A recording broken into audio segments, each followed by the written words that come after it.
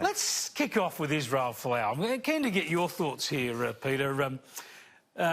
I thought he might have made a strategic error in having the GoFundMe page, because I think a lot of people thought, you know, look, I don't agree with what you said, Israel, but you shouldn't lose your job. You shouldn't not be able to play rugby just because you have these religious beliefs. But then when I thought he had, as a sort of a millionaire, going out and setting up a GoFundMe page, I thought, well, that's going to turn a lot of people off you. But I'm told that he's already raised $700,000, so there must be a lot of people on his side. I think that's true, although it's hard to know quite where this one is going to go, because there have been rival funds now set up to support Stonewall UK, a charity in the UK. It's hard to know quite where this is going, but it certainly keeps on running. Well, but his wife Maria, who tweeted her support, she obviously shares his faith and loves the man. She tweeted her support. Suddenly they're out to condemn her now as being apparently a supporter of homophobia. And it's all because he expressed an opinion, and the opinion that he's said to have expressed is not the one he actually did express. I mean, he did say that gay people would go to hell, but the important condition was that it was unless they repented. So it wasn't an outright pronouncement. There was a condition which it's consistently overlooked. Yeah, no, I agree with you, because it's an important distinction. Jane, that's my thing about Israel. I disagree with his view, but he's saying it's a sin. But he's not out actually vilifying. I can understand, of course, people will be offended by it, but he's not vilifying. He's not trying to denigrate people. He's saying, according to his belief, it's a sin, and I love you. I want you to repent so that you don't go to hell. Right. That's absolutely right, Chris. But I think if you haven't been raised around religious people or with being deeply religious yourself, it's hard to get your head around.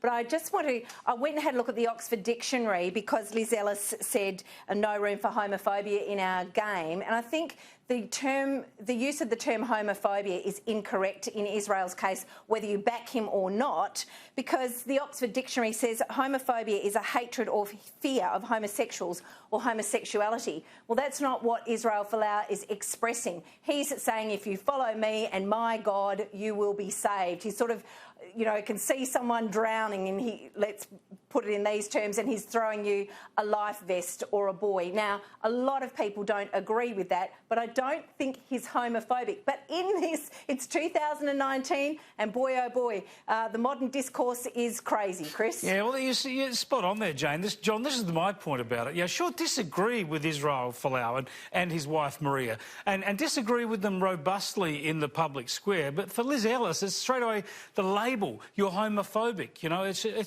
they're sort of equally intolerant, these positions, aren't they? Well, Chris, I was hoping, after we had the same-sex marriage plebiscite in this country a couple of years ago, I was hoping that these issues would not be on the front page. Maybe I was naive. But look, I've got a little bit of a lot has been said about this already. Hopefully I've got a bit of a fresh angle here.